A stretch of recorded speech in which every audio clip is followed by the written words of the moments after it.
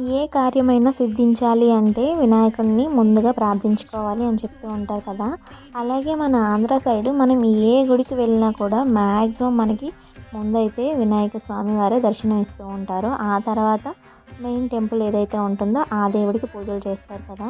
So మేమైతే ఈరోజు దుర్గాదేవి అమ్మవారి గుడికి అయితే వచ్చాము. ముందు వినాయకుడి స్వామికి హలో చెప్పేసి ఇంకా పక్కనే ఉన్న కస్తమ్మ తల్లికి అలాగే మెయిన్ టెంపుల్ అయిన దుర్గాదేవి అమ్మవారికి కూడా నమస్కారం చేసుకొని పూజ అయితే చేసే ఇదైతే బావి అనమాట.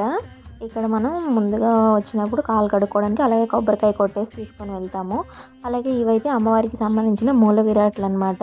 ఇది ఒక పెద్ద వేప చెట్టు కింద ఇవి ఉన్నాయన్నమాట. వీటికి కూడా పూజలు చేస్తారు. అలాగే దుర్గాదేవి అమ్మవారు అనమాట. సో అమ్మవారికి కూడా పూజలు చాలా బాగా చేస్తూ ఉంటారు. మా చిన్నప్పటి నుంచి ఉందండి ఈ గుడి. చిన్నప్పటి నుంచి అమ్మవారు అయితే ఏమీ మారలేదు, కానీ గుడి అయితే కొంచెం డెవలప్ అయిందనమాట. ముందైతే ఓన్లీ చిన్న గుడి మాత్రమే ఉండేది తలుపులతో.